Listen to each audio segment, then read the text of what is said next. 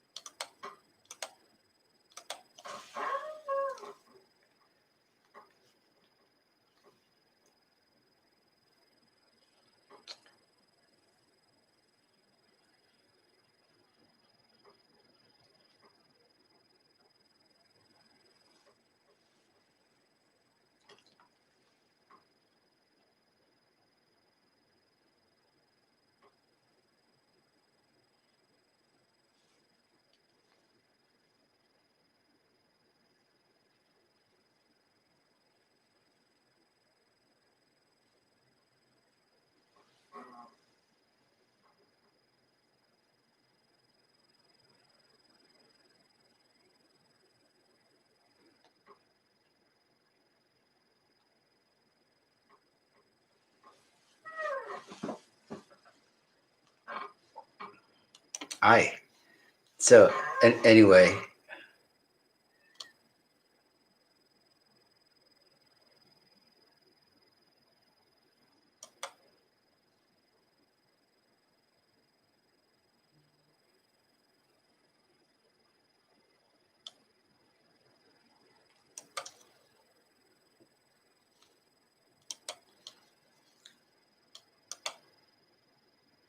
I was supposed to go live at 7 p.m., but I got a notice for some of my friends here that they said they're going to be watching earlier. And so I just got on live here. So I'm just waiting for some of my friends who's going to be watching. And if you're on and if you're already watching, just say hello on my live chat so I'll know that you're there. And I know some of my classmates will be watching. So let's see.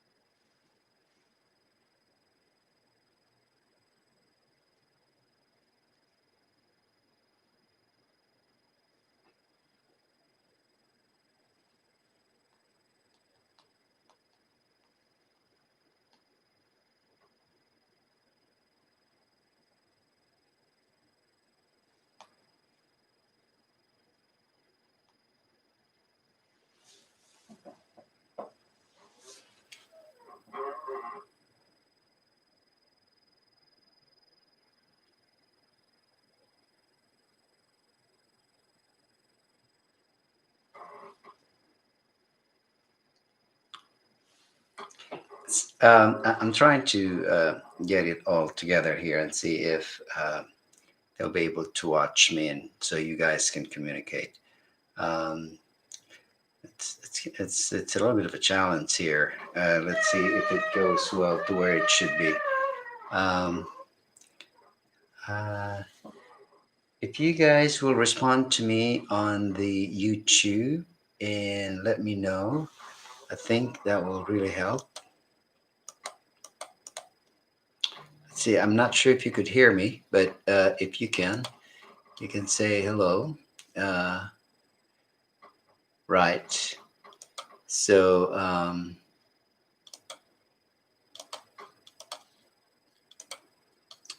you can say hello and oh, yeah.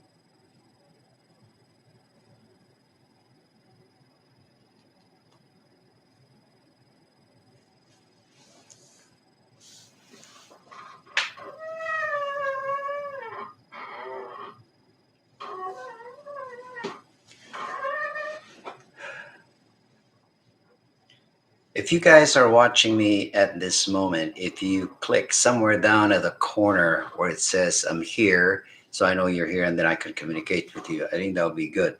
So it's 6:42 here in Dallas time, and in my guesstimate, that's probably going to be 8:42 in the Philippines. So that's a difference of 14 hours between here and in Tarlac. So that's that should be good. And I don't know. I hope you guys are having your good Christmas and you're having a nice time.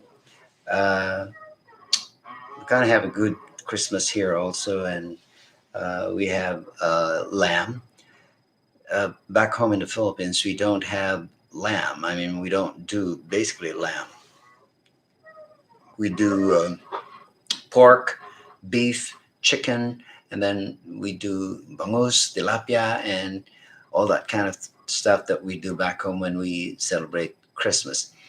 Um, the most, the most of food that we normally serve is pork. I think that's understandable because we all love having lechon, and so when you do lechon, you, that's it. Pork it. That's pork, and you roast it. It's a festivity for us to be able to roast and do lechon. And I know you guys think about that. When you do lechon, um, it's almost like a festivity of you being able to watch everybody roasting and things like that. But if you guys are watching me at this time, if you click over down at the very corner of where your gadget is, if you're watching on your computer or your iPad or your iPhone or your Samsung, down at the very bottom of your YouTube, if you subscribe to my channel here, I can communicate with you and I can probably respond to you if you say hello and hi, and I'll be able to see it here. I know there's a few guys there watching me at this time, and so I wanted to say hello and Merry Christmas. It's a little bit cold here. The temperature here is in the 40s, so my guesstimate is negative 6. It's -6 in the Philippines, so it's a little bit cold. So I dimla. So anyhow, I wanted to extend my wishes to everyone who are, um, you know, taking their time to watch here. So if you respond to me in that corner down at the very bottom, and if you say hello and hi, and I'll respond to you. And I'd like to know who's watching. And I know I have an audience there watching. And if you are, just respond so I'll know that you're here. There is a chat that we can chat here, and just you guys tell me if you're there, and I would know your name, and if you just say hello. But anyway, meanwhile, well, the topic that I wanted to share with you on my very first live here on YouTube is Christmas memories, my elementary times, and ooh, okay. So let's see. I have someone that I'm monitoring here, where at the same time I'm coming on to you live on this YouTube, there is a Facebook communications that I'm having, if they're watching or not. Um, so to start with, so I'm pretty sure a lot of you have your own Christmas memories. But let me tell you about the Christmas memories that, to me, it it becomes more part of me, because when I was a kid in elementary, when it comes to Christmas, our teacher in elementary, we were in grade 2 at that time, and in the province in Tarlac, and our teacher, Miss Briones, at that time, you know, she'll tell us, bring a gift, and whatever it is, and there's a certain amount, and she'll tell us, bring a gift, um, and hi, Oh, Roxanne is watching. How are you, Roxanne? I see you're watching, and I wanted to say hello. And you know, uh, here, there you go. Hello, Roxanne. Yes, hello, Roxanne. Yes, there you go. There you go. Oh, uh, uh, there you go. I think I was able to say that. Okay, there you go. And oops. Uh, there.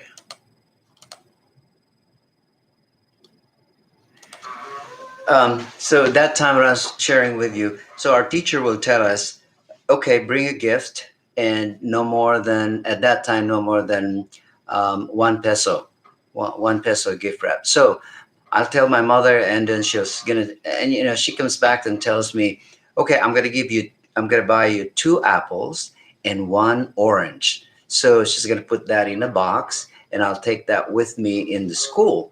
And then in the school, we're gonna have an exchange gift with the rest of the kids there, my classmates, you know.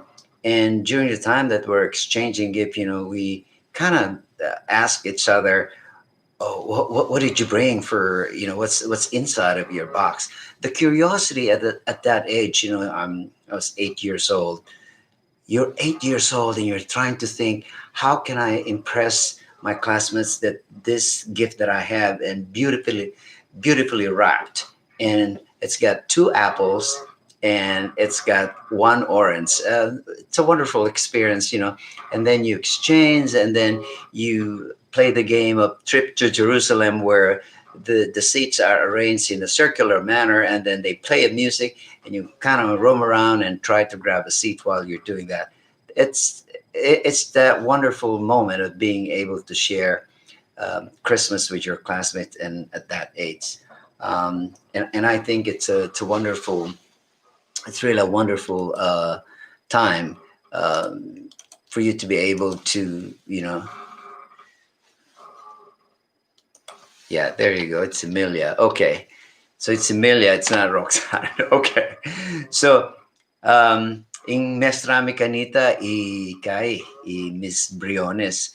So, at 8 years old. But earlier than that, grade one, you also have some memories. So at exactly 7 o'clock, we're going to tell you about the polka dot story, and I'll share that with you while I'm telling you, finish up this memory on my grade two memories with Miss Briones.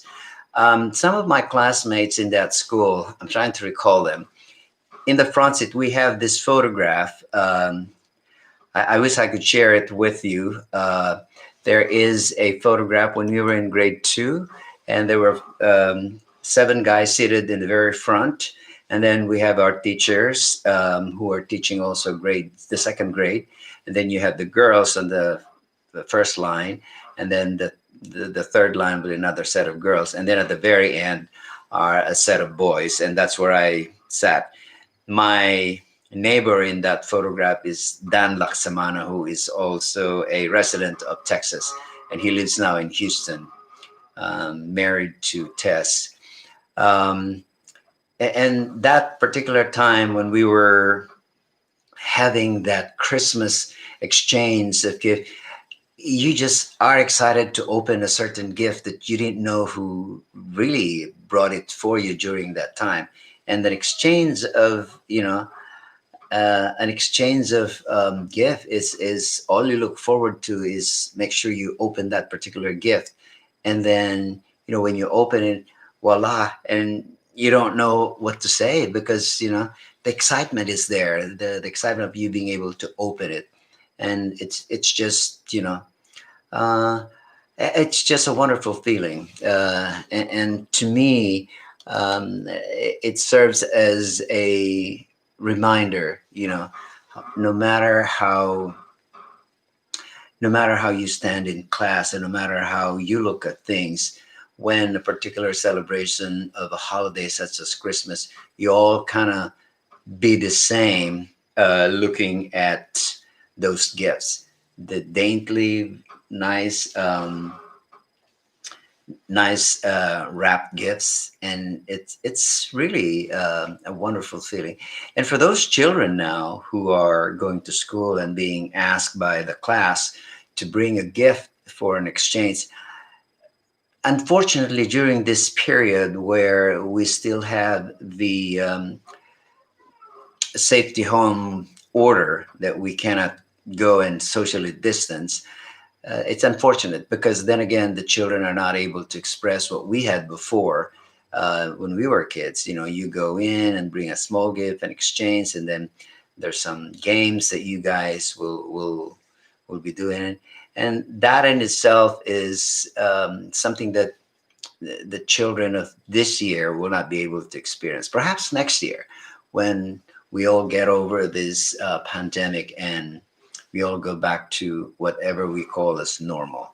Because right now, the normal that we call is abnormal, where we really are constrained to socialize, and at the same time, we're not able to, physically embrace each other just because we don't know if the other person that you're going to be with is, infected. So, and that's basically, it's a challenge, and when that happens, uh, it's a little bit of a different situation because you really don't know who has the infection. So we just need to be very careful, not to be, not to overdo of reaching out to people just because you know we know that we see them and they're not expressing any symptoms at all. It doesn't say, you're free from it. The good part of it is as we move along and the vaccine has now been developed and it's here. In fact, in the United States, right here in Texas, it has already been distributed in Houston, in Dallas, in Fort Worth, in San Antonio, and in El Paso, and just about major cities here in Texas. So in Dallas in itself, they already had several vaccinations made to a lot of the residents of assisted living.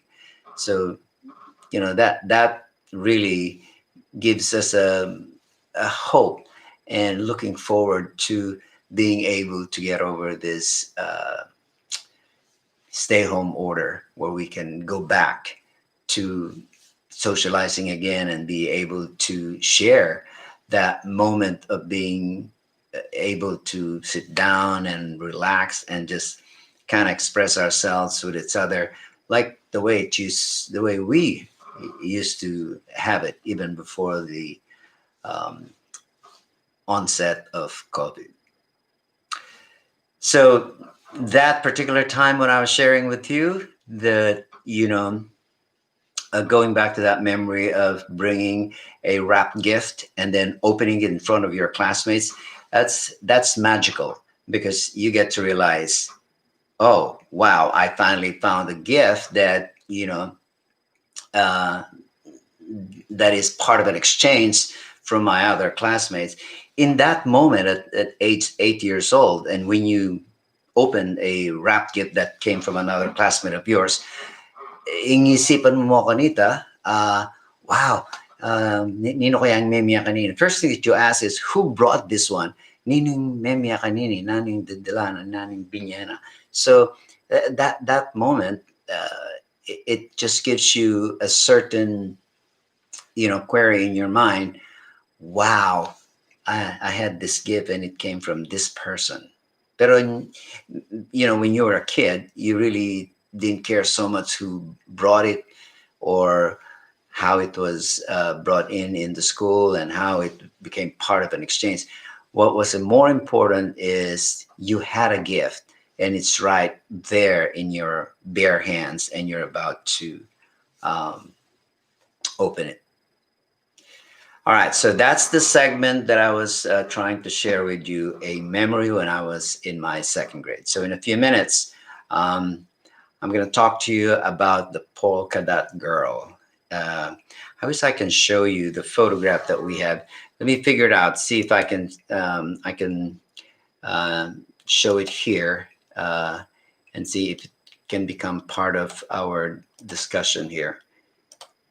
And if not, okay. Ooh. So maybe I can. Let's see. Okay. If you guys are having your own Christmas dinner at the moment, please do so. And you can bring your dinner right in front of your gadget, or if you're watching it on your cell phone, if you're watching me on your cell phone, or if you're watching in your computer or on your television, just bring your food right in front of you and have a good time and eat it. And while I'm sharing with you the experiences I had back home. So now, and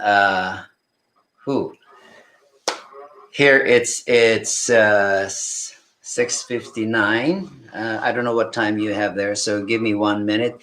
So let me pull my story here. I'm gonna try to figure out, see if I can share it with you.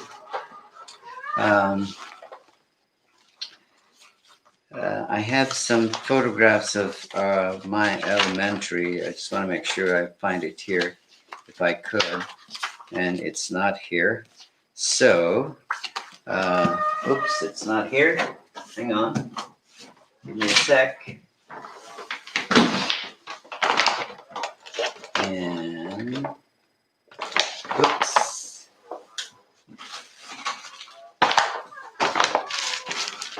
Okay. I think we're making some progress here. So, oops. Oh my goodness.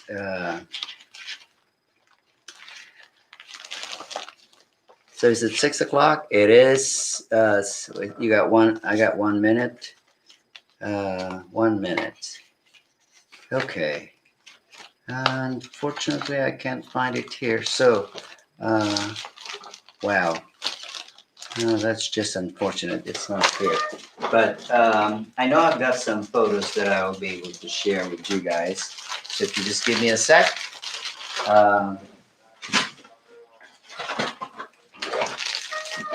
Yeah. So back to, how are you guys doing? I hope you're doing very well there and observing your Christmas. And thank you for joining me. This is my first broadcast live. And so I just want to thank you guys for joining me for a certain moment.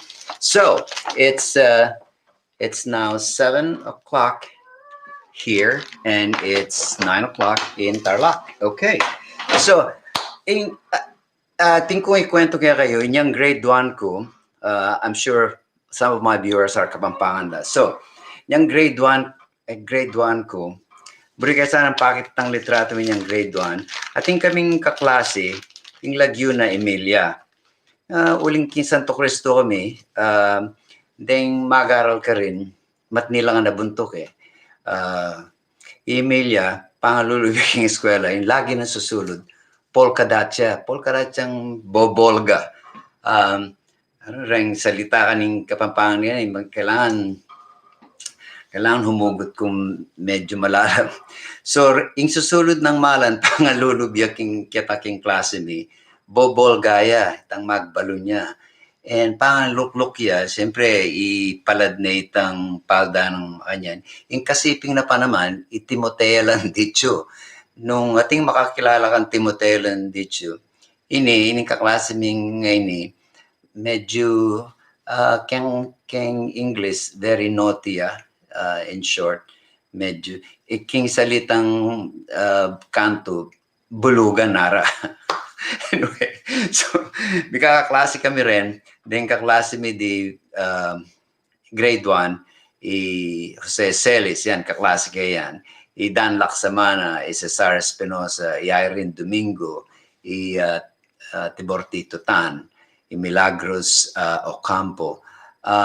These are the classmates that these are the classmates that still now they get to communicate with us, and it's just wonderful to know that um, we get to say hello and hi every now and then. So, ining kaklase ming ining Emilia nga ini, everybody, kasi kaya yung, naman Marty, pero malaguya, metong yung karimpe ka malaguming kaklase, niyang grade 1 kami. So, kami mo, deng lalaki ka rin, siyempre, pangating kang kaklase, may karaw, lalawin mo na yung lalawin eh. Pero pangkasiping mo na malyaring lawin, huling kasiping mo na eh. So, anyang grade 1 kami rin kaklasmate, di Arnold Borby, di Basangan, akali mo ko na yung first name yung Basangan, Polmano, rin, kaklasmate rin, Magsino, Renato Magsino, kaya kami yung we're all seated right in front in that photograph, and just recalling that time, ining anak ka Emilia, yung pinakamasanting pangaluklok ka rin eh. And everybody just imagine, ikaitang paglalawin rin kaklase mo uling isusulod ng mara na liwaya, and she's wearing that polkarat skirt, which was a landmark for her because since then, she went to school with us that year and the following year. So Aliyah may graduate Emilia King Santo Cristo, but she consistently been a part of Santo Cristo. Actually, graduate siya King Central School yan eh. Naman mag-graduate sa Santo Cristo. Uling linipat lang nung Tuknangan. So all throughout this time, yang miras na kami king grade 2, klase kaya pa mo rin yan, yung kaklase ko pa Virginia Nakana, Virginia Anos, then mga lagurangan din, Eliodoro Capua, Teddy Serrano, I forgot, Teddy Serrano, and then Godopredo Dairit. I will never forget that guy. Kaklase miya mo naman. Karing babae, tang Jesusa Palyasigi, kaklase miya, Nora Simon, I'm amazed I can still recall some of my classmates. Rosemary Mendoza, yan, kaklase niya mo rin yan. And then we also have a classmates by the name of Leonora Asis. So onwards, miras kaming grade 3, itang polka dot girl mi Emilia, alana yung king Santo Cristo. So she moved on. She moved to Central School king San Roque, karinya nagpatuloy pa mag-aral na. But we went on. And in grade 6, rin kaklase ko in grade 6, balang minulit lang naman from grade 1 to grade 2. For instance, Virgilio Manite was one of my classmates. Irene Domingos, same thing. Tibor Tito, Marian Santos, Lourdes, the late Lourdes Balibat, the late Brenda Bocobo. These were all our classmates in grade 6. Jessamine Ramos, who is now called Froilan, yata yung pinakamakabang lagyo beli kong kaluguran. Yung lagyo na ngayon is Ramos Sabare Froilan. Okay, nobody can beat that length of a name. And I'm sure you're watching, And then I think kami pamuring kaklase king elementary niyang grade 6. Medyo yung pagkabarumbado itang Alfredo Villapuerte ng Alcenda. And when you have a classmate who is a little bit of a bully, most of the time, kaya yung muna papansilan uling he's trying to get an attention. And when he's trying to get an attention, it brings you a certain question, at kaya mag-aral pa kinining di paning maya pa ni kaklase mi. Kasi kaya, he's a bully at that time. Pero then kaklase mi niyang grade 6, they're all really, really nice kids and really nice girls. For instance, si Alma Dato, Alma Giao pala, yan kaklase kaya yan, Conrado Menjola, Vicente Panes Jr., Florencio Tuason, Arturo Eusebio, Pablito Lapira, Jesus Lagman, Danilo Laksamana, yan, kaklase ko na naman Pasibayo from grade 1 to grade 6. And then, hindi na po yung kaklase tamo kanita. Okay. So, the other classmates that we have na, they move on and became part of different organization. Jiangking High School, they were our classmates. For instance, oh God, it slipped off my mind. Kaklase mi niyang grade 6, kapitay mi nabalong no kalimi pasadsad, Cynthia Salinas. So all throughout that time, whenever we had that moment to have a reunion, which we had our 50th reunion, and sometime in this channel, I'm going to try to pull that video when we had our 50th anniversary. And it was a wonderful idea because Mrs. Reyes, our class advisor, joined us during that 50th year. And some of the members of another class also joined us during that reunion. It happened in 2018. Our class graduated in 1968. So some of my classmates, they're still alive and full of energy, and we've had reunions in the last 2 years also. And balame elatinwa ren kaklase ko ya kung yata yung tinwa ulimegi sana ako. But the point that I'm making is it's really nice to rekindle and reminisce and reconnect with your classmates of 50 years ago. I mean, how many people can they really come out there and be with their classmates of 5 decades ago? It's a moment to celebrate, and when those moments come, you just you just cannot cherish those moments because it's very rare that it happens, and when it does, it's just you can't express the excitement. And then when you're all there, first thing that you say, oh my God, kumusta ka? Pilano ring anak mo, pilano ring asawa mo, kapilang kami asawa, kapilang kami kawani, o magsawa kang pasibayo, o pilano ring apo mo.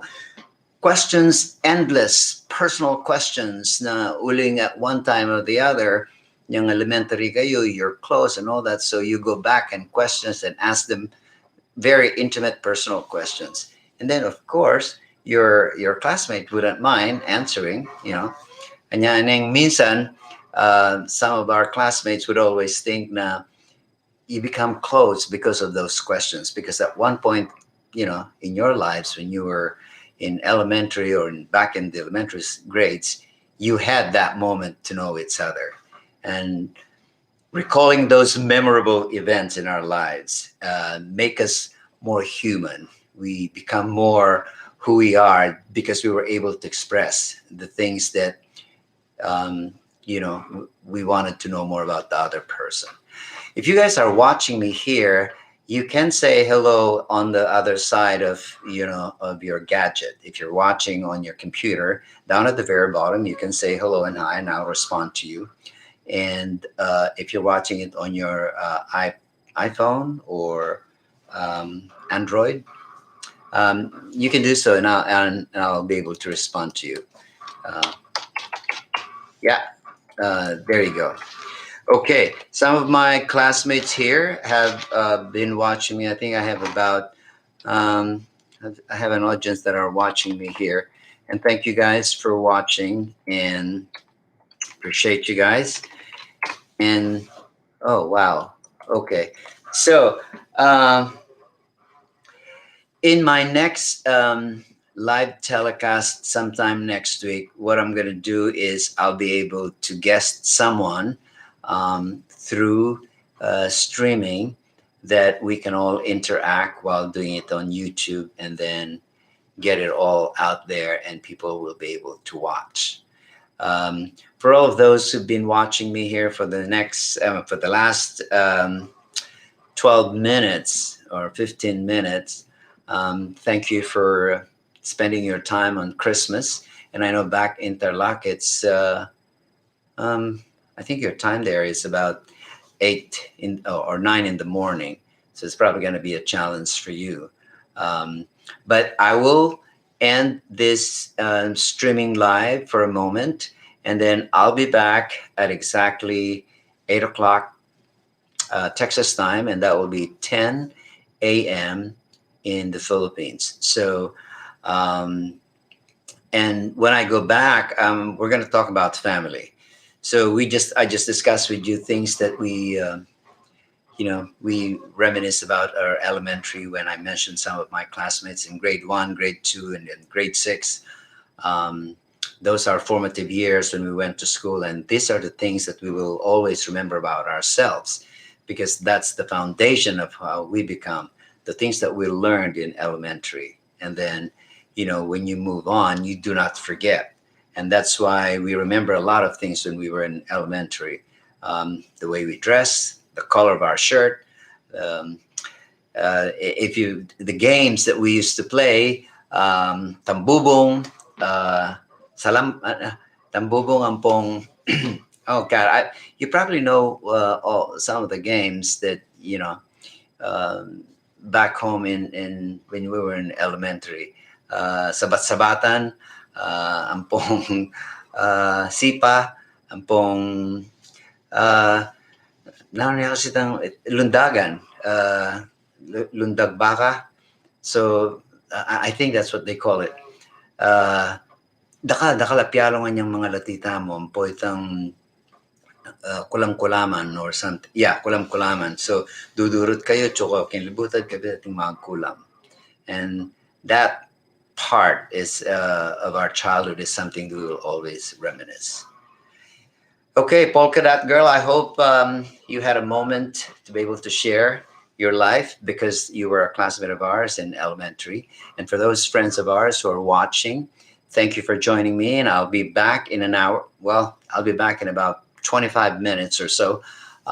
It'll be 10 o'clock in the Philippines, it'll be 8 o'clock here in Texas. And we'll be able to huddle each other again. And for you to be able to communicate with me, if you're watching it on YouTube, there is a part in your gadget. If you're using your computer or your telephone or your iPhone or your Android, you go down at the very bottom, and if you're a subscriber, you can say hello and hi to me, and I'll respond back the way I responded to Emilia, and we'll able to communicate. And through that communications, we can interchange ideas on um, what the topic that I'm discussing about. It's all about memories here, all about elementary memories. So I'm pretty sure all of you have your own moments to share about elementary. It's a wonderful things to recall the things that you remember when you were in elementary. Remember, you were 7 years old, 8, 9 years old, and the things that you used to do then is a lot of things that you thought you won't be able to remember, but the things that you used to do, for instance, you all walk from home to school, that long walk, and you were with someone, either your sister, your brother, or a classmate of yours. You walk from school to home, and that moment when you're walking, it gives you time to exchange stories, and you talk about uh, what food did you eat and how did you spend your recess and how much did you take for your how much money was given to you by your mother or your father as part of your take money to spend in school. And during that moment when you walk home, you don't realize by just talking to your classmate or your brother or sister, you reach home without really worrying. And during that time when we were in that age, we don't think about pandemic, we don't think about vaccination, we don't think about um, the stresses of the world. We're just kids, and we're just it's just us being able to embrace who we are. And that's basically that wonderful moment of us being able to extend our time and our stories to our classmates in school. And those are formative years, and they're really they're really very wonderful time. And on when you go to high school, you take those moments also when you go to high school. Oh, hello, Aurora Mendoza, my BFF from Maryland. How are you? And Jane Santiago, who is watching me also, and she's the daughter of Ariel and Helen in San Antonio, and they're watching me from Maryland. So I was sharing with them the story about elementary memories, and I was sharing them the things that we used to do when we were in that time, in that age where, you know, the excitement of being able to open a gift, um, beautifully wrapped, and then in that one instant moment when you open it, oh my goodness, in lamana pala ning regalo ko is adwalang nilagang ebon.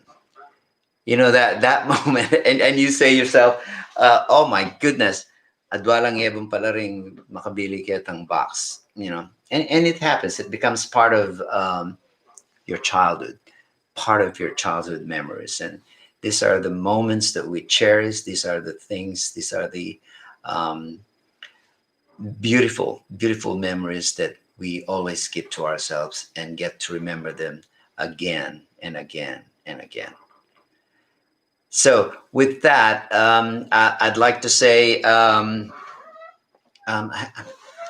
I think next time that we go live, I'd like to be able to interchange and exchange, um,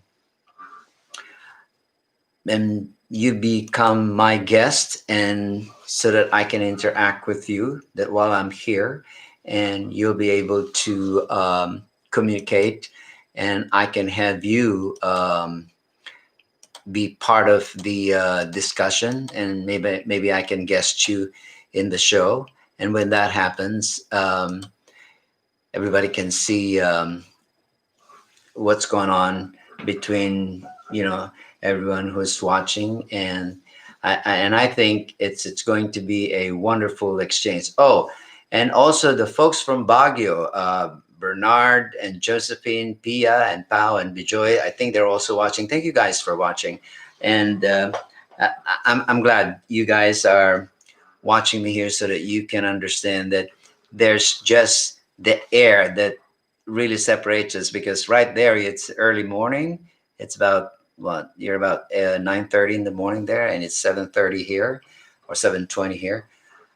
The magic of technology, the advent of AI, the wow, the wonder of internet, the wonder of YouTube. It's all of this and more, how we have become. And just because we're able to share with each other what we are doing here, and you guys out there watching, and maybe when you get the chance, well, I'll guest you here in my channel, and we can all huddle and talk and share a moment, and you share with me your beautiful memories during your elementary. I'm pretty sure. So in high school, just so you, I'll give you an idea. Aurora, Au, Bartolo, is, here's the unique part of it. Aurora is the daughter of my uncle's best friend's father. Did I get that right? No, that's correct. Aurora's father is my uncle's best friend. And it so happened my uncle's name is similar to mine, but not exactly the same. His name is Eduardo, and I am Edgardo. We're both Santiago. So Eduardo Santiago is good friend or best friend to Domingo Bartolo. And coincidentally enough, Aurora and I both went to Tarlac High School. And in high school, we really didn't belong in the same class. And she was in another section, and I belonged to the other one. But would you believe we became more closer than ever when we both moved to the United States, where we were connected. Back then, we just kind of say hello and hi, goodbye. Hi, hello, and goodbye. Oh, that sounds nice to say hello, hi, and goodbye. That's all that we did in high school, back in high school. And 40 years later, we get to reconnect, and of all places here in the United States. She was staying in Washington area, Washington D.C. area in Maryland, and I was here in Texas. And the planning for our grand reunion of 40 years is what got us going. And that was a wonderful memory to recall back because, from high school and then here in the United States, we got reconnected again. That's wonderful, wonderful. Um, and here in the Texas area, I have my nephew, um, Ariel, and Helen, his wife, along with their daughter. They've been here just about 10 years now or over, and they're doing very well in that city. And it's just wonderful to know that I have a relative here that I can really communicate with. And then I have another sister who lives in Iowa, of all places in Iowa, and my niece is over there, and my sister lives there also. It's nice to know that across the United States, you have some relatives that you can relate with. And then I have another niece who lives in Virginia, and she's a nurse. And then I have another cousin niece who lives in LA, California, where most of the Filipinos are. Oh, okay. Well, Aurora, I'm glad you reminded me. Dang, his birthday, it's the Christmas Eve. Dang Cancino, she's my goddaughter in her wedding of about 8 years ago. Was it 8? Oh, 10 years ago. I think that's what it is, 2010. So about 10 years ago, and I was at a wedding. I serve as the godfather. Well, hopefully Deng is watching. Thanks for reminding me. Yeah, that's good. Now, my nephew in Baguio, along with the family, and I know that Baguio has the same temperature now as here in Dallas. I was told it's pretty cold over there now. So temperature here in Dallas we're in the 40s. So there probably you're in a -6 or something like that. So that'll be about cold also over there in Baguio.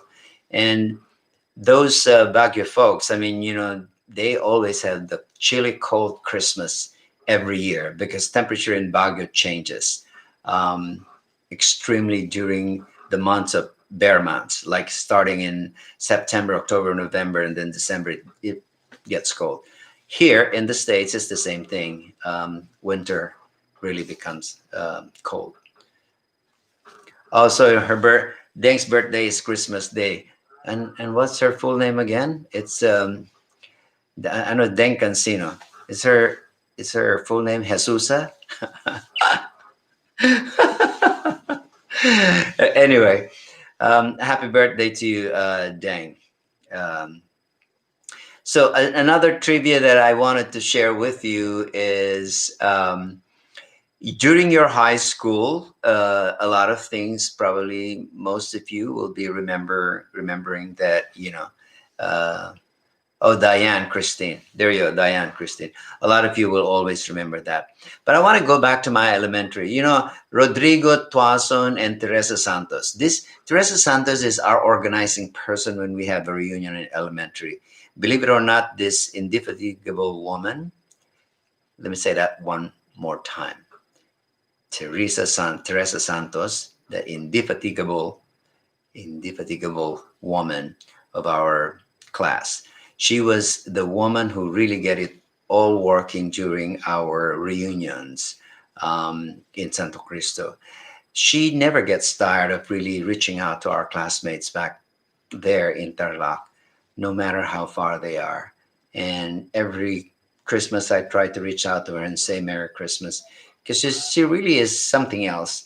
And most of our classmates would agree with me that she knows just about everyone, even in our high school, and the only thing that she probably doesn't know about my classmates in college. But everybody else in elementary, in Santa Cruz Elementary School, she knows all of them, including our teachers. Talk about, if she runs for a government position, I'm sure Teresa will win hands down because of her reach out to a lot of people there. In fact, I think if she's going to run for mayor, I think she's gonna win. She knows every street, every district, every corner, every woman, every tindera in the market. I think she knows all of them, and they know her. So probably that's a good career for her to take on pretty soon to become a politician, and I'm pretty sure she's gonna win. Um, let's see who else is on here. Oh, okay. Thank you for joining us, Miriam. Okay. Um, I think um, I think my sister is also watching right now, Daisy. Well, thanks for watching. And then some of my oh yeah, yeah, okay. So now I know you guys are watching. See Arturo. I did tell you this, guys, but my parents were so creative that they named us in alphabetical order. So our eldest brother is named Arturo, A. The second one is B, Bernardita, and then Carmelita, and then Delisay, and I'm Edgardo. And then, true enough, that follows the alphabet. The our first in-law, sister-in-law's first name starts with F. It's Felicitas. So, we were named so creatively in an alphabetical order, and we took on Aurora as part of our family in one of our gatherings last year. Funny that how close friends can be like a family. And my parents were so creative that they managed to you know name us in alphabetical order despite of the years between the siblings. Like, for instance, my brother is 3 4 years apart from my elder sister, and then there's like 2 years apart between my two sisters, and then between Daisy and Melly there's 2 years, and then Daisy and myself we have 2 years gap. So for my parents to be able to follow that alphabetical, that's pretty amazing. They had to wait, and I don't know how they did it. They probably were writing it down, you know, and and my parents probably were writing it down. Okay, we start with letter A and then B and C. I don't know, but I recall whenever someone is being given birth, most of the time you are named after a certain saint, and if you were born somewhere, or if you are the saint of travel, your name is it Saint Jude, or if you're the saint of being lost, I think it's Saint um, is it Saint Avila. So anyway, they were always named by saints, but in my case there's not a Saint Edward, or there's not a Saint Edgardo, but there's a Saint Bernadette. I don't know if there's a Saint Arthur. There's a Saint Carmelite. There's not a Saint Delisai, but you know, just the idea that your parents were able to wait for you to be named. And then some of the parents, they started, the next generation, they're starting to name their kids two names, just because here in the United States they have two names. They have the first and the middle name. So here are the names of some of my nieces. Well, my first line nieces and nephews, they only have one name: Ariel, Arcita. Uh, oh, and then some of them, they had two names, like Florita Ceserina, Bernard Isagani. Well, I don't know if Carmela has another name, or Michael, or Mervyn. They don't. So, but then again, the next generation, for instance, Diane Christine is another name, or Joseph Paolo, or Pia. I forgot the middle name of Pia. I know Bernadette Joy. Is it Pia Ann? I forgot. So, and then you have Jane Julia. That's two names. And for some reason, I think it's distinct. But then you have another Rodrigo, and then you have Rosello. I forgot what's the middle or the next name for them, but it becomes part of it. So, and then also think about it: when you have some children or friends, or the son or children of your friends, you know how they call them? The unique way of creating a pet name for them. the spoken twice. Ning ning, net net, bong bong, ting ting. I don't know where we all got all of this. So I have two great nephews and niece. Their names Yan Yan and Vin Vin, and they live in uh, oh god, Jakarta. Is it in Jakarta? No, Putrajaya. That's where they were. Putrajaya from Malaysia. Yeah, and so where we get all these repeated names, I don't know. And I used to be called Bebot. No, that's pretty normal. I thought it's not repeated. But then some of my classmates, Dan Dan, Jing Jing, Ming Ming, Teng Teng, and all of these repeated names. And a friend of mine here in the United States, Gerard, kept on asking me, why are your pet names being repeated like Ning Ning or Ting Ting, Nene, Tet Tet? Why? Is it because it's easier to pronounce, or is it because Pia Janine? Okay, now they just told me Pia Janine. That's another full name there. Why we keep on repeating our names? It beats me, and I don't know why. Maybe somebody can explain that to me. Aurora, do you know the reason why? Or Josephine, do you know the reason why? Why some names, or Atibe? Do you know why there's a repetition of pet names whenever we come up with some names? Dan Dan, John John, oh God, Bing Bing. Imagine, I mean, what if you're God forbid that your your first name is T, and then I don't know how they're gonna call you. Boleng Leng. They're called as Boleng Leng. Back in the days when I was in my early days of my um, working years, I baptized several names to my nephews, and to this day, if I call them, I don't think they want me to call them those names again. But just the same, I'm gonna share them with you. Like for instance, Ariel is Yang Yang, Arcita is Bunet Net, and then I have Florita, and I call her Luring Ring. It's funny. And then her brother Ganini is Perikitik. And then I have Kulala, and that's for Lala. And then I have Antonini, and then I have Binuno, and I have Bulanglang. I mean, these are all endearment names, and the reason I call them that is so that they'll remember me. And I'm pretty sure they remember everything what I shared with them when they were growing up because of how I call them at that time. And they will never forget it. It's because it's the only unique name that I had for them. And if you guys are watching this, think about it. If someone had called you a unique name, you won't forget that. It becomes part of you. And then you just kind of recall, my tito or my uncle used to call me this name. And somehow it ingrained in you that at one time or the other, you were called that name. And because of that name, it really makes you a distinct person to me. And that's the reason why I can recall all of them. It's because I was the one who shared those names with them.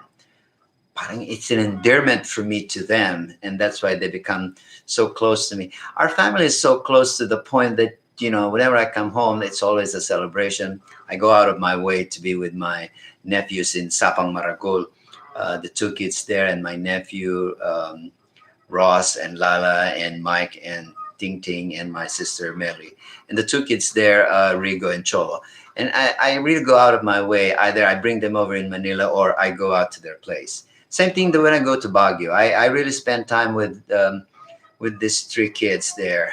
We go out of our way and stay in Asalea. It's a beautiful place. It's like retreating, having a retreat with them, and finding out more what they're doing and what are the things that they've been going through all throughout the time, and what they do, and they spend time, and then we eat all together. It's just fun. Pau Pau, Pia, and Bijoy, and Josephine, and Bernard Sagani. We all have fun there, and it's just wonderful. And I'm pretty sure some of you, when you have your moment with your children or with your nephews and nieces, you have that moment of being able to share with them the value of time, the value of being there and share that moment where you kind of be together and enjoy the food being served all together. That moment, it doesn't have to be Christmas. It doesn't have to have any occasion. It doesn't have to be a birthday or it doesn't have to have an occasion. You just have to spend that moment and time with those loved ones of yours, with your family. And that makes it Christmas in itself, instant Christmas or instant New Year, instant gathering. And that's the probably the time that all of you will remember about Christmas, being together with people that you care the most, the loved ones that you call them, and share with them that wonderful moment of being able to um, express and share the joy of the day, not just the season, but the day in itself, where the food is parlayed on the table and then you just kind of be part of the whole thing. And, sharing your plate with each other and then grabbing and having a moment for you to be able to exchange notes and share stories. And then, you know, sasabihin mo na lang dun sa, yan. So magtatagalog na tayo para ano, yung kasing iba parang meron nanonood dito, hindi niya na, Amerikano pala siya, hindi niya naintindihan yung sinasabi ko. I'll just translate it later as I go along, okay? So I'm pretty sure you'll understand this one. So yung mga pagkakataon na kung minsan, hindi kailangan may Pasko, hindi kailangan merong may birthday, hindi kailangan may bagong taon. Ang paghahanda at pagkikita ng bawat pamilya ay yung pagbibigay halaga dun sa oras at dun sa panahon na may kasiyahan at sabay-sabay yung kakain ng pagkain, inihanda or in order. Yung kasayahan na hindi mo pwedeng gawin lang dahil Pasko. Yung pagtitipon ninyo na hindi naman kailangan merong may birthday o merong okasyon. Yung pagsasamang yon, it can happen, maaaring mangyari kahit na kailan, kahit na saang ng pagkakataon. So, mula naman sa akin, for myself, para sa akin, ang pag umuwi ako sa Pilipinas, ginagawa ko ng paraan na magkaroon ng pagkakataon at panahon para dun sa mga pamangkin, mga kapatid ko. Kasi iba yun yung pag naibigay mo yung oras at saka yung panahon mo, kahit na munting panahon lang, yung kasama silang kakain, iba magiging pakiramdam mo. And those valuable moments, ito yung mahalagang mga pagkakataon na lagi mong iisipin na sa panahon na yon, naibigay mo yung panahon na dapat ilagay mo sa iba, pero naibigay mo dun sa mga kapatid mo, sa mga pamangkin mo, sa mga pinsan mo. Mahalaga yon. It's really quite different when you have to share those moments. I want to say hello to the people from Ottumwa. Ottumwa is a city.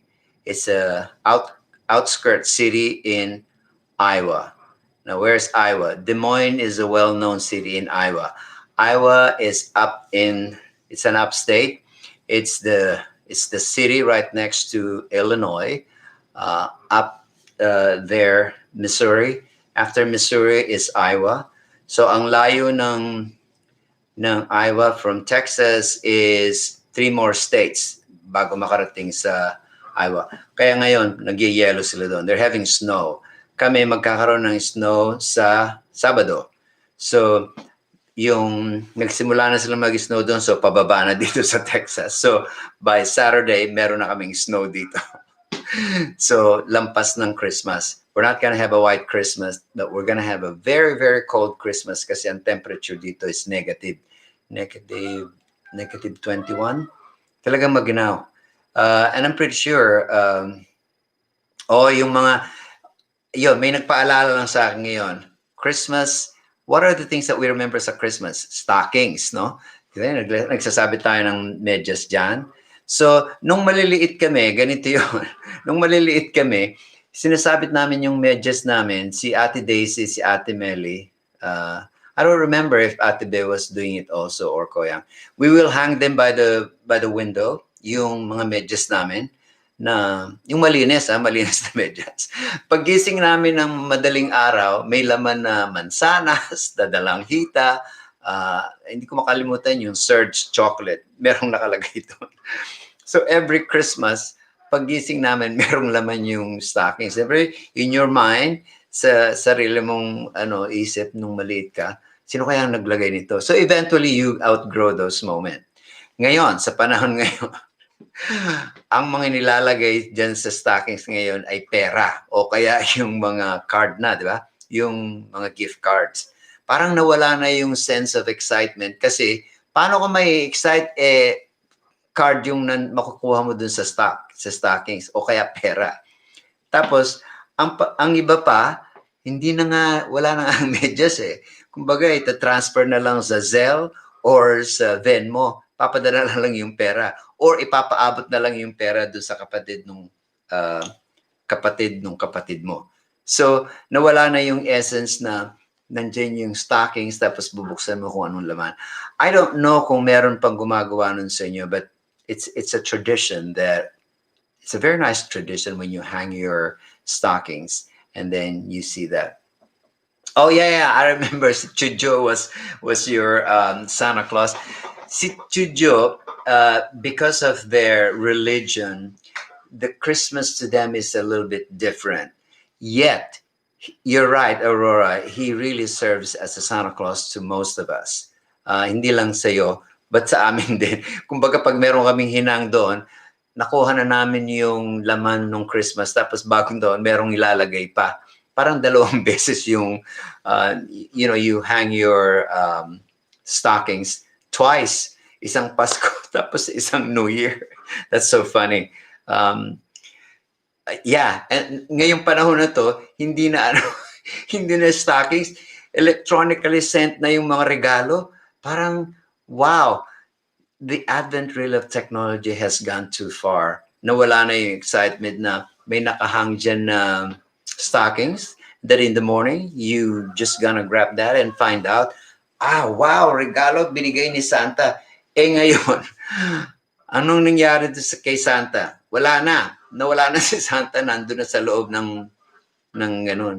nasa loob na siya ng gadget. And then he just sends over yung gift niya. Electronically sent na nga. Which is pretty common nowadays. And that's really funny. Kasi nung panahon namin, there's no electronic things like that. Right, Al? At today's, wala tayong electronic. Kumbaga, and they don't even give us money during, stockings. There's no money that's being placed in there.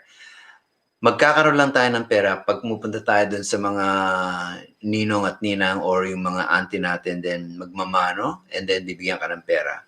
Tapos, minsan ayaw mong puntahan yung ninong mo o yung lola mo kasi, nakakatakot siya. Or, how can I say it? Hindi maganda yung ambience niya kaya ayaw mong pumunta. Pero kasi kaming, auntie, na parang ayaw naming pumunta kasi yung asawa niya, yung lolo, medyo nakakatakot ng pagmumukha. Parang ayaw mo tuloy lumapit. So instead na magmamano ka, aalis ka na lang or sasabihin mo na lang, babalik na lang kami next year. So that kind of thing. Oo nga, lahat mano-mano. So yung pagkakataon na gano'n, sometimes you really don't know how to react kasi hindi mo naman gusto yung napangasawa ng lola mo or yung napangasawa ng lolo mo. And it's hard kung paano ka magre-react. Pag bata ka, minsan hindi mo naiisip. But at my tender age, when I was about 9 years old or 10, pag pumupunta kami dun sa husband nung auntie namin na napakabait nung auntie namin, pero yung napangasawa niya sa Herona, parang hindi we're scared of the for the very simple that he does not appeal to be warm. Parang nakakatakot, ayaw niya. Parang ayaw niya kaming, you know, um, yeah. Oh, that's true. Parang nakakatakot, di ba? Lalo na pag nakasalamin. Kasi yung salamin, at during that time, the symbol of eyeglasses, it meant na medyo namamalo kasi ang mga teachers natin noon, 'di ba, when you don't do the right thing, papaluin ka eh. O yung you get penalized nicely by just tapping your hands kasi hindi tama yung ginawa mo or hindi ka nag-submit ng tamang assignment mo. Yeah, our auntie Chamilag, very scary at that time kasi nakasalamin na, tapos parang ang higpit-higpit niya. Pero sa totoo, hindi siya napakabait niya. Ano lang, dun sa itsura niya, tsaka pag nagsalita siya, parang you have to do it. And if you don't do it, lagot ka. Pero hindi ka naman niya sasaktan. Pag sasabihan ka niya na parang galit na galit, pero hindi. Yung appearance kasi nung auntie namin yon, parang ang higpit-higpit niya. But in truth, she's not.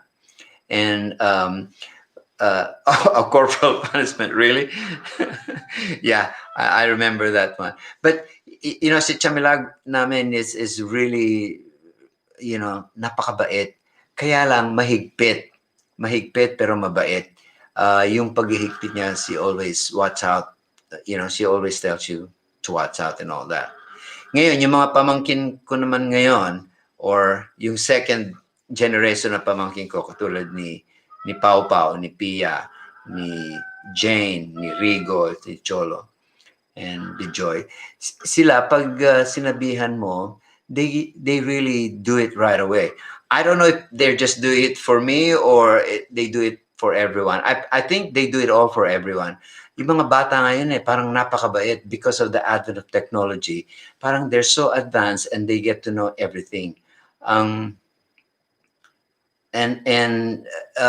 that moment of these children, because they got exposed to technology ahead of the time, parang advanced na yung thinking nila. And then there's so much knowledge that they have.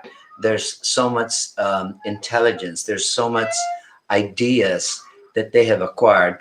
Parang sa kanila, they're so educated to a point and they become more respectful, they become more responsive, and they become more focused. During our time, wala kaming technology. I just go to school because I was told to go to school. I didn't aspire for anything when I was going to school in elementary. I was a very average student. I go in, study my grades, but I never failed in elementary or even in high school. I was an average student in elementary, but in high school, I became very, very active in activities and all that. But in college, that's where I figured out, I need to be this. So in college, I really tried to be the person that I wanted to be. And because of that, talagang I pursued what I wanted. And nung nagpaalam ako sa parents ko, so you guys are watching me here, if you tell your parents at an early age, grade 6 pa lang, ako alam ko na kung anong magiging life ko. Sinabi ko na sa tatang ko. Sabi ko, ano ba ang gusto mong maging paglaki mo? Alam ko na gusto kong maging manunulat. I always wanted to be a writer. So nung grade 6 pa lang ako, tinanong na niya ako, sulat ka ng sulat dyan, ano ba ang pinagsusulat mo? That was always the question. So tanong na siya ng tanong sa akin. So by second year, tinanong na niya ako, ano ba ang gusto mo? Saan mo gusto mag-aral at ano ba ang gusto mong kurso? So sinabi ko na kaagad, I want to be a journalist. I want to be a writer. So pagka-graduate ko ng high school, I really know exactly where I was going. So my sister Melly accompanied me sa UST. That's where my life started basically. So talagang I really went out of my way para mapurso ko yung gusto kong career. And that career was to be a broadcast journalist, a writer, and in the communications. So to this day, hanggang ngayon, nandito pa rin. Pero despite of the fact na hindi ko na-express na mabuti sa Pilipinas kasi 10 years lang akong nandun nagtrabaho and then I moved over here. So parang hindi ko talaga na-express doon yung pagiging journalist ko. But here, I was able to in a different medium, in a different way. So kung ano man yung balak nyong gawin in your career, you guys need to start writing it down. Isulat nyo sa papel.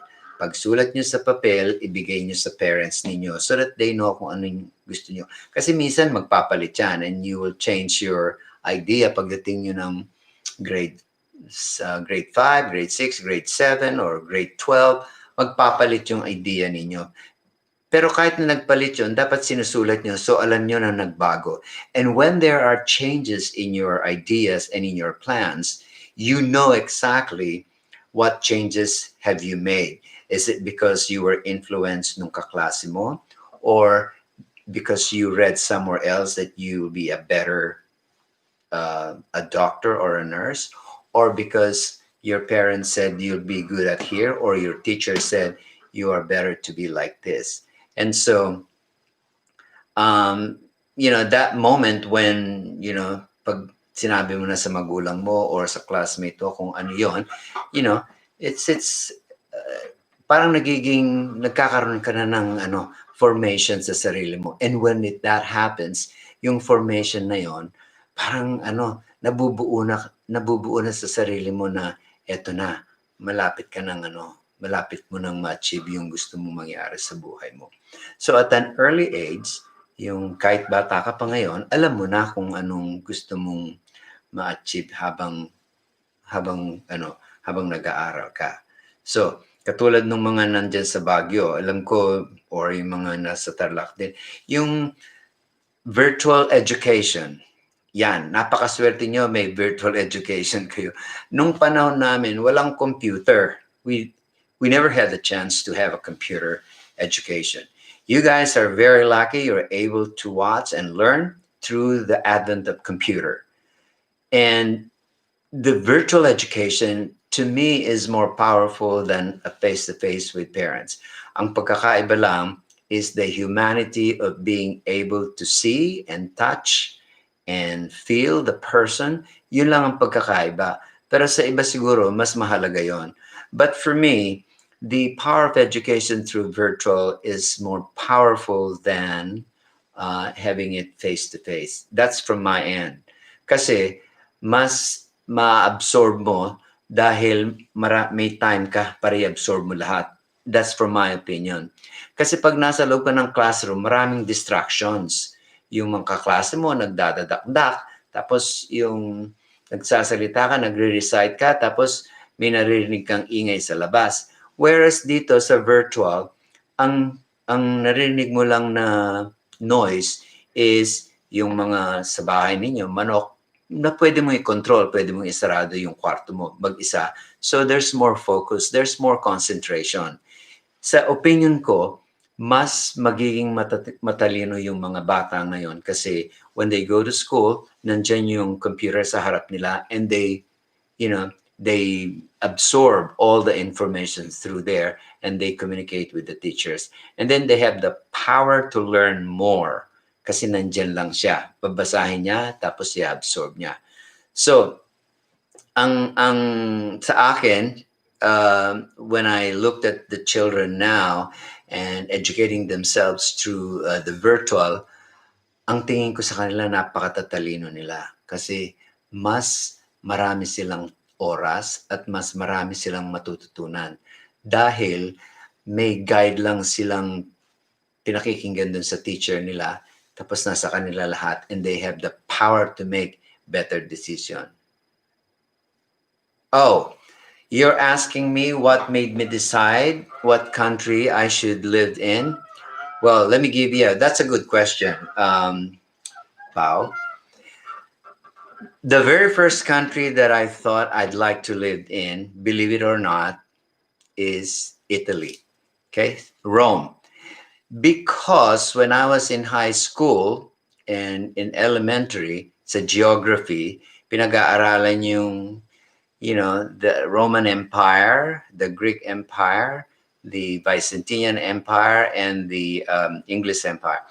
So during our school's history, I learned a lot about Roman Empire. Yung Roman Empire, nagsimula yan sa Italy, dun sa Rome. And so, in my mind, nung nasa elementary ako and in high school, nag-form na sa mind ko, I wanted to see Rome. Yon, Rome ang una kong gustong puntahan. In the course of time, nung nasa college na ako, and I learned a lot about Rome, I learned a lot about Catholic countries like Spain, Argentina, Costa Rica, Chile. These are all Brazil. These are all Catholic countries, including the Philippines. So pag ang Catholic country, there's a certain order, mas powerful yung tinatawag nilang third state, yung order nung cardinal or pope. Yun ang power. So nung college ako, when I was in college, I realized I didn't want to follow all the dogmatic rules of the state or yung country. So eventually, I was involved dun sa business na I see a lot of American media, American news, American broadcast. So that got me interested. And then more than that, meron akong naging client sa television at that time. I don't know kung kilala nyo si Antonio Morales Jr., taga Spain, but he lived in the States. Spanish singer siya pero may dugo siyang Pilipino. So when he went over to the Philippines in the early 1980s, bago ka pa pinanganak, Pau Pau, itong singer na ito, na ang pangalan niya ay Junior, naging manager niya ako for 2 years. So sa pag-uusap namin, sabi niya, minsan pumunta ka sa States, dalawin mo ako doon. So, nung dinalaw ko siya, kwento-kwentuhan lang, yung mga kaibigan ko dito sa States, sabi nila, you pursue the invitation that you got. So, pagdating ko dito sa States, nagbago na lahat yung gusto kong mangyari. So, I plan to stay here. Yung pagpunta ko sa United States, it wasn't my choice. It just became part of my career. Hindi ko pinili ang United States. Kumbaga, naging bahagi lang siya nung nangyari nung nagtatrabaho na ako. So, I didn't choose United States. I chose Rome. Kaya nga nung nag-abroad na ako sa Europe, ang una kong pinuntahan na city is Rome, and then I went to Paris. So, yung pagpili ng country where you want to live, sometimes you don't have a choice. Nagiging bahagi na lang yun ng kung paano ka mag-aaral, kung paano mo mapapag-aralan sa pag-aaral mo, kung saan ka dadalhin ng trabaho mo. So in the case of Ariel, why they moved to the States, they didn't choose that. It became available for them. Dahil naging available, so nagpunta na sila dito. Kasi chance na ni Ariel yon para mag-switch ng career. So it was a good choice na nandito na sila. So hindi nila pinili yon, naging kumbaga naging available lang yon. Parang nandyan siya. So ang ginawa nila dahil nandyan na, sige, punta na tayo. Ganun yon. Ngayon si Tita Lori mo, iba naman. Yung kanya, nag-aral talaga siya ng medisina, nagpunta siya sa UK, tapos nagpunta siya sa US. Yon talagang pinili niya. Kasi pinili niya na mag-aral ng medisina. Pinili niya yon. Nag-aral siya sa UK. Pinili din niya yon. Bakit hindi sa Australia? Bakit hindi sa Middle East? Bakit hindi sa Hong Kong? UK. Kasi ang education sa UK mas iba. Tapos pinili naman niya ang United States kasi mas may opportunity siya sa States dito. Kaya ngayon, medical director na siya at age, I forgot how old Lori is. I think she's nearing 40. Napakabatang medical director sa isang hospital, which is a good break for her. And, we're so proud of her. But at the same time, I'm also proud of Ariel of being able to develop himself here. Naka-adjust siya kaagad. Despite of the late move niya dito, naka-adjust sila. Maybe not fully adjusted, but they're coasting along. Nag-adjust sila ng accordingly. And then si Nenet naman, nag-move naman sa Putrajaya. Ano nga ba? Nakalimutan ko. I forgot what's kung saan nakatira si Nenet. Alam ko sa Malaysia eh.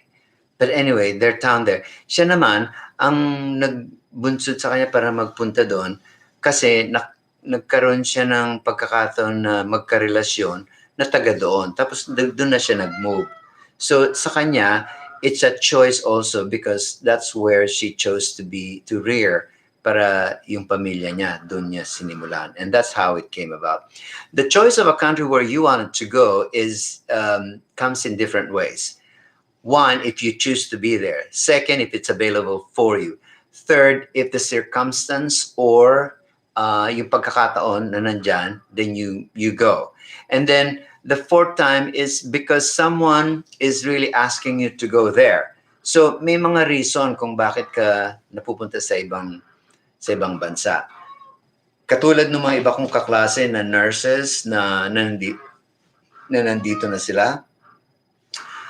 Ang reason kung bakit sila nandito, kasi nagkaroon ng pagkakataon ng US, nag-open sila ng jobs na ang kailangan nila ay yung mga nurses. Ang mga pinakamagagaling na nurses galing sa Pilipinas. Not only because they speak very well, but they're highly educated and they're very industrious, very competent, at saka very respectful and family-oriented. Kaya dito sa States, napakaraming Pilipinong nurses and they are the epitome of a great nursing career sa United States. Respetado yung mga Pilipinong nurses dito. In fact, I have several classmates who are nurses here. Noemi Ventimiglia, Yolanda Balahaja, Rowena Tabamo. These are nurses, Mirna Sarmiento, Lolita Cordero. These are my high school classmates. They're all my classmates in high school and they turned to be nurses, and they're all here in different parts of the United States, California, Virginia, Illinois. There's two of them in California. Tapos may mga classmates din ako in high school na nandito na rin, like Waldo Ferrigo is in Georgia, si Arlene Bautista is in New Jersey. Marami-rami din kami. Tapos si May Suarez na sa Pasadena. So, out of the classmates namin sa high school, there's 53 of us in the class. Pero isipin mo, out of 53, 12 kaming naging classmates doon na sa abroad na. So, that represents about one-fourth of the class nasa States. Tapos yung mga classmates namin, merong iba nasa Maynila, yung iba nasa Tarlac. Meron din sa Baguio. For instance, may kaklase kami si Ernesto Mendoza. Yan. Isa sa mga pinakamatalino naming kaklase yan, si Ernesto Mendoza. Math, chemistry, and algebra, he tops the class. Nasa Baguio na ngayon siya. And I was just communicating with him earlier na siya yung, nung high school kami, siya yung magaling sa math. Ako, I'm not good in math. The one that I can be proud of is I was very good in English and literature. Yung teacher namin sa literature, bless her heart, Miss Agripina Cala. Hindi naman niya ako paborito, pero nagkataon, ako yung may pinakamataas na grade sa class namin. And guess what? Kung anong grade ko? 80. Pinakamataas na yun sa class namin. 80. Yung mga iba kong kaklase, ang mga grade 75, 76, 70. Meron pang 74. Meron pang 72. So imagine, yung class namin yon. But I'm so proud na nakakuha ako ng 80 for that particular class. Napakahigpit. So I wish no one will have a teacher like Miss Cala. Adela Maglanok is not a nurse, but she is a business person. She worked in the LA County. Classmate ko din sa high school. And then yung pag-aaral namin sa high school, yung iba naming ka-classmates, meron kaming kaklase sa Rome, si Angie Estarija, nasa Rome siya, kasama si Timotea Landicho. Tapos meron kami sa Middle East na kaklase, si Digna de la Cruz. Tapos meron kaming kaklase sa Australia, si Virgilio Lahara, Virgilio Manite were there. Tapos sa Italy din, nandun si Renato, ito may Salta. Si Rene Salta has a very good story how he became successful as a business person sa Italy, sa Rome yun. So, and someone is asking me, that's a very good question. She's asking me, how do you feel about American culture? I'm interested about your experience because I usually see that they have a bad reputation from what I read and watch online. Ko Ao, you and I have to have a very good answer on this one. To live in the United States, to do the American, keep it in mind, America is the top capitalist country in the world. So walang ibang country sa buong mundo kundi ang United States lang ang may sarili siyang power to dictate kung ano ang dapat na maging buhay ng bawat Amerika. Kasi very democratic siya, lahat ng ginagawa niya may batas. So bawat galaw mo may batas na nakalaan. And because of that, lahat ng batas na yan minomonitor yan ng government. So, ito yung tinatawag nilang a very democratic country. Kaya meron siyang sarili niyang galaw. So, bawat taong nakatira dito, meron kang responsibilidad bilang Amerikano. Ngayon, for what you read in the papers and for what you watch on television and what you hear in radios, there are two sides in a coin. If you believe that what the media says is what we are here, you have to think twice. Coming from the horse's mouth, I will always claim that the United States made a better person of me. And I'm not saying na masama sa Pilipinas because I had a good life in the Philippines too. But I'm saying is it improved myself. I found out a lot of things that I didn't know I have. I found out that you have a way to be able to reach out the dream that you want to have, and it's affordable for you. It's always available. Now, the bad things about that one, if you don't know how to track your life and run after your things that you want to do, well, that's going to be bad for you. And that's why everyone in the United States have their, the whole of the United States as an American, you have your own way to be able to reach out for your own dreams. Kahit na magkakaiba ang bawat estado, kasi ang United States is a union of different, parang sa Pilipinas, ang bawat probinsya may sarili-sarili silang batas. So, ang Tarlac, ang Mountain Province, ang Benguet, ang Pampanga, ang Pangasinan, ang Cagayan, may sarili-sarili silang governor, di ba? Tapos, pagbaba doon, meron din silang mayor, yung parang small part of the government, yung city. So dito sa United States, ganun din. Ang bawat estado or bawat probinsya, may sarili silang governor. Nag-iiba ang rule ng bawat isa. Pero pagdating sa bayaran ng taxes, iisa lang. Pag nagbotohan dito, isang plataforma lang ang ginagamit, hindi iba-iba. Tapos ang pagbabayad ng buwis dito dahil minsan lang lahat ng mga Amerikano kabahagi doon. Nag-iiba lang kapag ang iba-ibang bahagi ng pangkabuhayan dito. Kunwari, ang bumili ka ng bahay sa pag bumili ka ng bahay kunwari dito sa Texas, ang pagbayad mo ng buwis dito sa bahay mas mura kaysa sa California o kaya sa New York kasi napakamahal doon.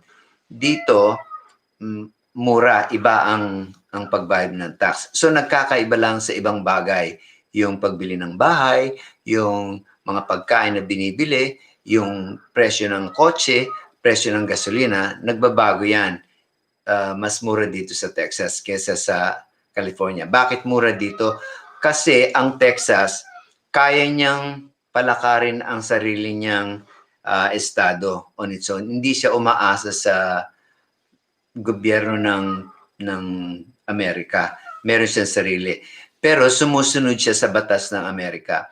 Now, what makes the American culture different and what makes it um, some people they call it bad or not so good kasi wala naman talagang culture ang Amerika.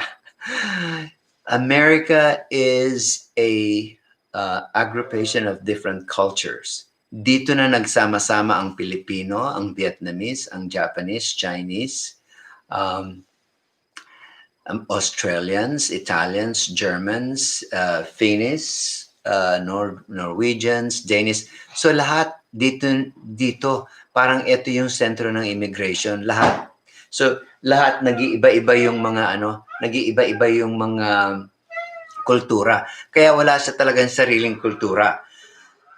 I'm sorry. Ang pwede lang niyang sabihin na sarili niyang kultura yung meron siyang football. Yan. Meron siyang sariling football. Yung baseball. At saka yung Hollywood. Yan. Yun lang ang pwede niya sabihin na culture niya. Pero wala siyang katulad nung sa atin na pandango sa ilaw or tinikling. Wala siyang sariling tradisyon na katulad sa atin na very distinct.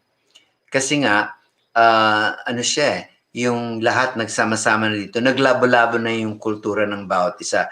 Kaya dito, kapag nakarating ka sa United States, eto ang pagkakaiba. Merong Filipino-Americans, merong Irish-American, merong Italian-American, merong Chinese-American, merong Vietnamese-American, kung ano-ano pang American, merong Bijoy American, merong Pau American, merong Pia American, may Rigo American, may Cholo American.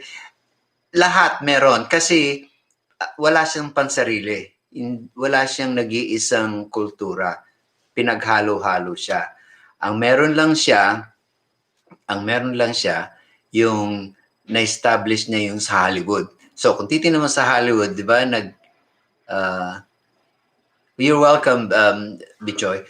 Ang pagkakaiba kasi, pag may nabalitaan ka, ang lagi mong naaalala, yung si Tom Cruise, o kaya si Julia Roberts, or si Reese Witherspoon, so Katy Perry, sino pa, Christina Aguilera, o si Britney Spears, or sino ba pinakasikat ngayon?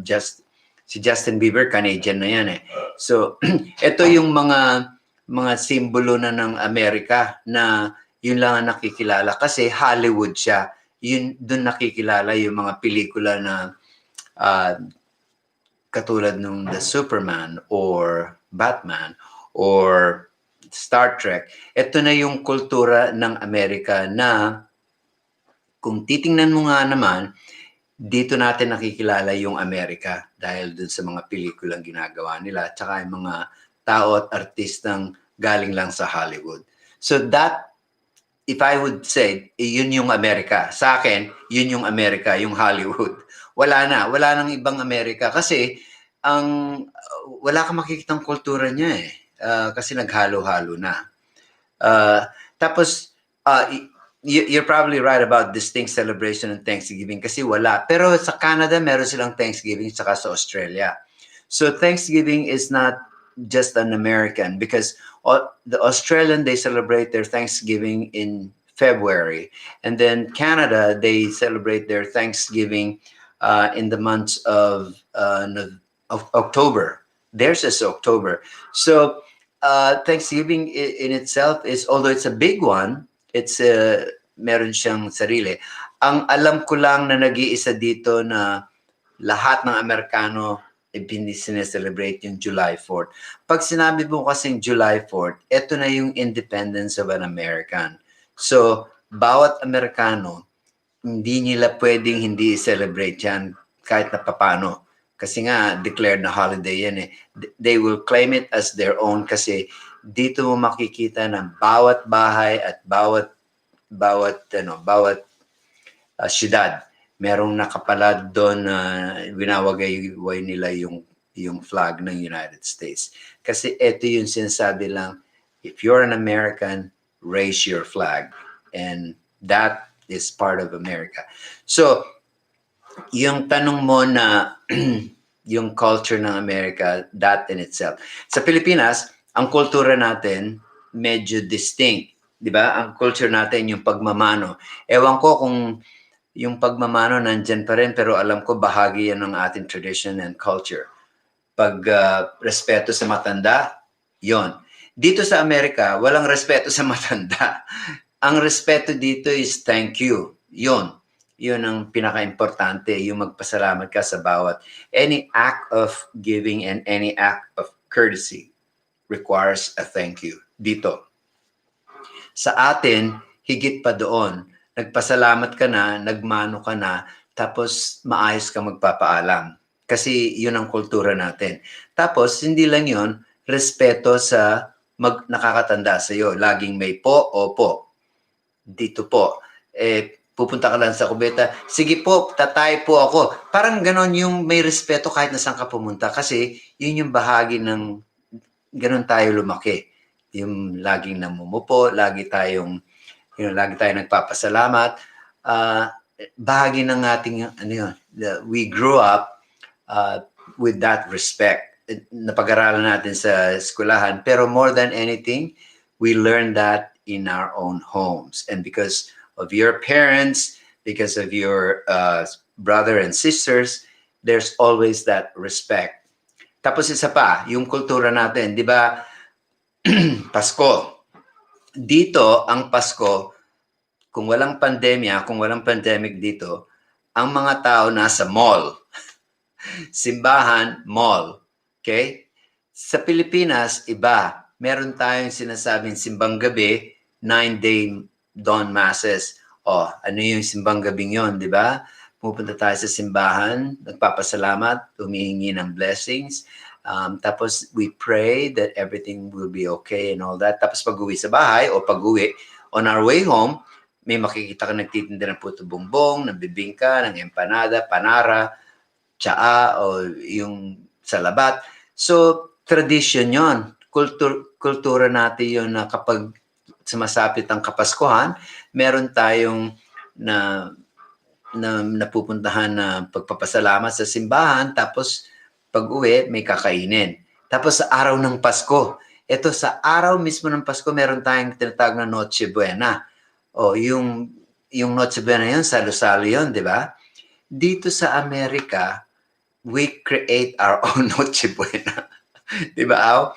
Bawat isa sa amin, we create our own Noche Buena kasi wala namang Noche Buena dito. So, anong gagawin namin? Pagkagaling sa church, uwi sa bahay, mag-aahin, eto na yung Noche Buena natin. Ganon. Hindi kagaya sa Pilipinas, yung lahat nagpupunta sa church, tapos pag-uwi, galing sa church, magmamano yung nakakatanda, magmamano sa mga nakakatanda, tapos, lahat tayo magsabay-sabay, nasa bahay, mananalangin, tapos kakain. Diba? Hindi ganon dito. Nung mga nakaraang Pasko, ganito kasi tradition, ang tradition ko dito. Because I live by myself dito. Tapos, ngayon may kasama na ako.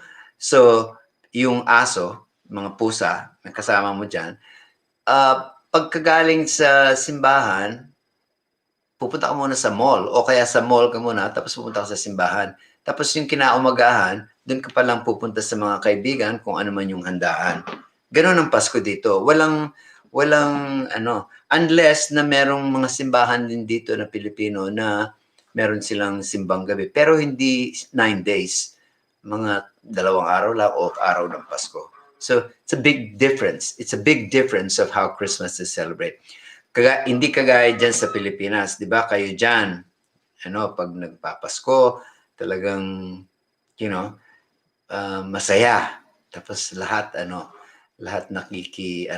nakikisa dun sa pag-celebrate, di ba?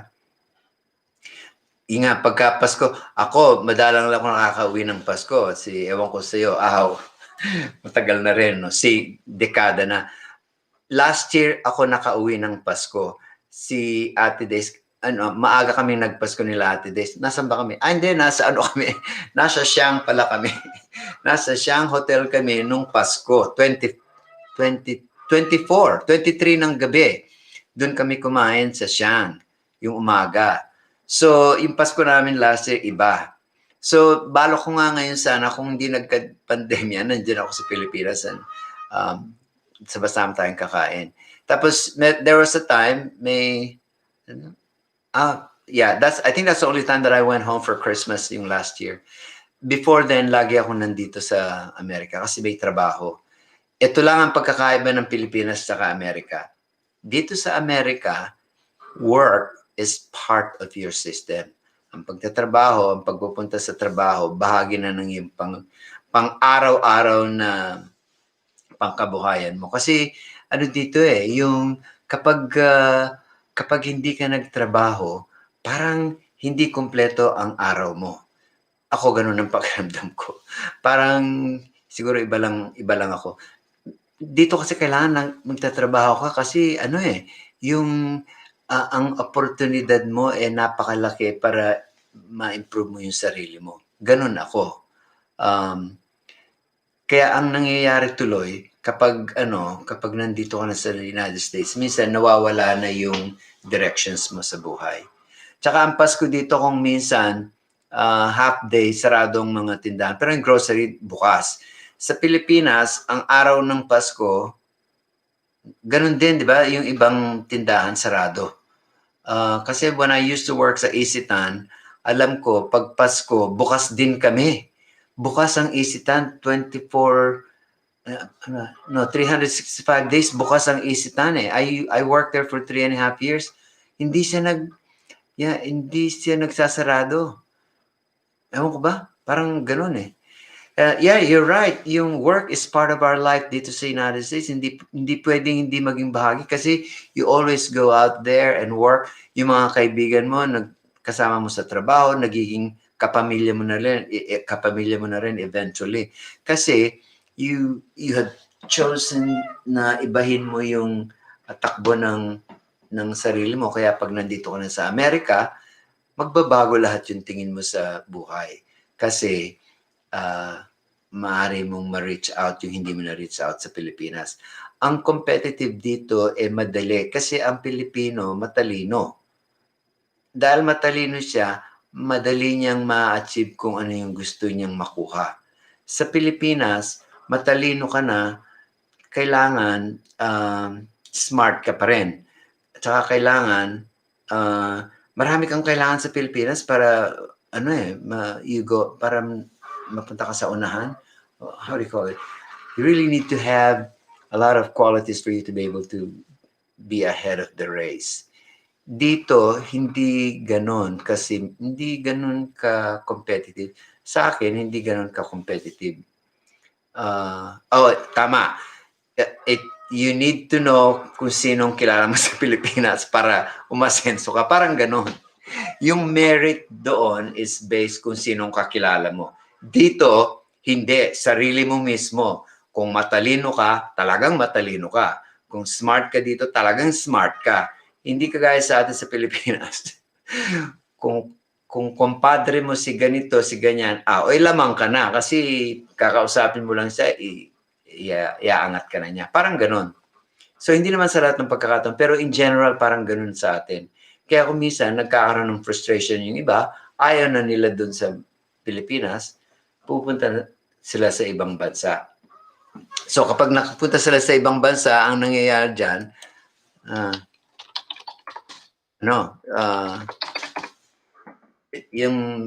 nangyari, they settle down. Yun ang maganda dun Pag nag-settle na sila dito, para bang, ito na magiging buhay ko. Parang ganun.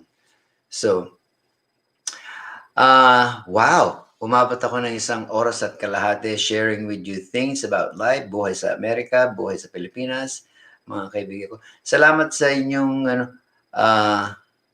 dito sa US, puro hey ang maririnig. Sa Pilipinas, puro hoy. You're right. In the United States, you always say, hey, what's up? Sa Pilipinas, hoy, ano ka? Hello? You're right, Emilia, kasi dito nga sa States, puro hey. Yeah. Tsaka ang Pilipino dito kasi, maabilidad tsaka masipag. Yan, pwede ko sabihin yan sa inyo kasi lahat ng naging kaibigan ko na galing sa Philippines na nandito na ngayon, hindi lang sila matalino, masipag pa. Hindi lang yon. maganda pa. Wala akong naging kaklase na pangit.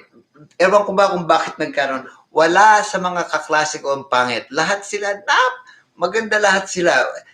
Nagkataon lang na siguro yung mga kaklase ko, pinili sila na maging kaklase ko kasi magaganda sila. Mula elementary hanggang college, wala akong naging kaklaseng sumemplang ang mukha. Lahat may tsura maganda. For some reason, siguro maging bahagi na rin yun dahil pag may tsura ka, para bang nasa-share mo na rin yung kagandahan mo dun sa mga kaklase mo, kaya maganda na rin sila. Wala, not even one na meron akong pangit na naging kaklase. lahat ng naging kaklase ko. Mapa Aimin yan, Mapa Aurora yan, Mapa Emilia, Mapa Teresa yan, kahit na si Timotea pa yan, yan. Tsaka yung mga kaklase kong lalaki, walang pangit. Gwapo lahat yan. Si Rodrigo, si Tibortito, si Virgilio, si Renato, si Danilo, si Jose Celis, Jose Bondoc, si Benny Derit, lahat yan. For some reason, lahat yan may tsura. Yung bang pinagkakaguluhan din yan eh. Din yung mga, yung mga klase kong mga babae. Siguro nagkataon lang na, hindi nagkataon yun. Talagang maganda yung mga naging kaklase ko. Kaya kayong nag-aaral sa school ngayon, tingnan nyo yung mga kaklase nyo kung talagang may mga itsura sila at paano natin ipapaliwanag kung anong maganda. Yan. Ang kagandahan hindi lang pang physical. Dapat panloob din yon. Yung ugali niya, yung paano siya nagsasalita, kung paano siya kumikilos. Yan ang kagandahan. Yung kagandahan ng asal, kagandahan ng loob, at saka kagandahan ng mukha niya. Dapat sumusunod yun. Lahat ng naging mga kaklase ko, ewan ko ba kung bakit nagkataon na ganun or talaga lang na mababait tsaka magaganda yung mga naging kaklase ko. Mula elementarya hanggang kolehiyo. Hanggang ngayon, karamay ko pa rin sila nakakausap and it's always, it's tama, gumaganda ang mga tao kapag mabait ka. Yeah. So anyway, for all of you who are watching me, and thank you again for sharing your time, sharing your Christmas moments with me. I know you guys are having a wonderful Christmas day over there in the Philippines. And here, we're having our Christmas Eve. Si Emilia, may gluto yung kay, may gluto yung laga. Ako balo nang niluto na, pero atin yung kakanan na ube chocolate, at padala ko kaya. I mean, ako balo, kasabi niya pala yung father na, kasi 96 years old niya pala, which she's very lucky. O kayo dyan na nasa Baguio, hindi ko alam kung anong kinain nyo kagabi, kung anong hinanda ninyo. I hope you're having a good meal.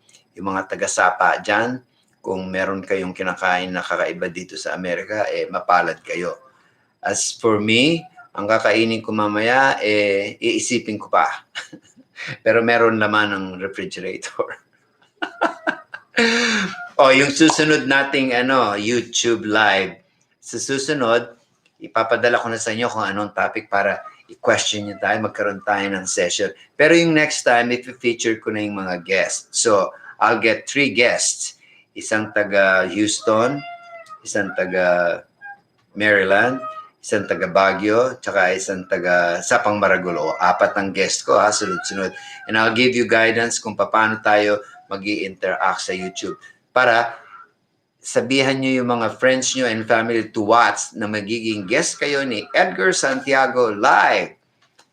Ang title nitong show ko is Memories. Okay? Tatandaan nyo, Memories. We always look back to memories. Kasi you can never have, hindi ka pwedeng pumunta sa future mo kung wala kang memories na na titingnan pabalik. Kaya bahagi yan. Okay? So, yan, kailangan isama natin yan sa ating plano and then we'll do it yung New Year. Yung January to na natin gagawin kasi yung iba, mag-New Year sila dyan na very busy sila.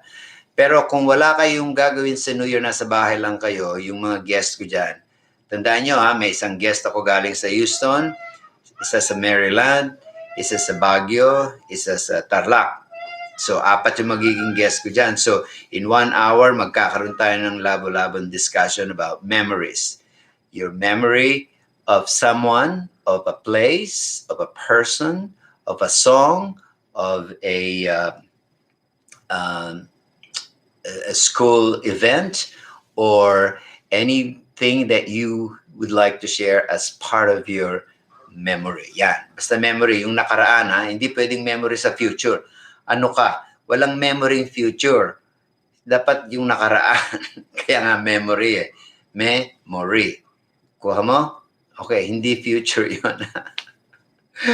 Okay, from here, maligayang Pasko sa inyong lahat. Merry, Merry Christmas. And I look forward to seeing you at the beginning of 2021.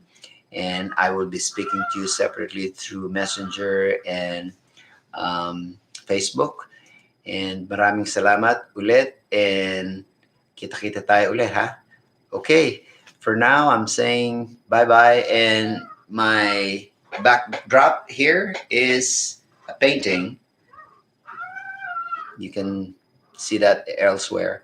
Salamat sa lahat, and Merry Christmas. Bye-bye. Okay.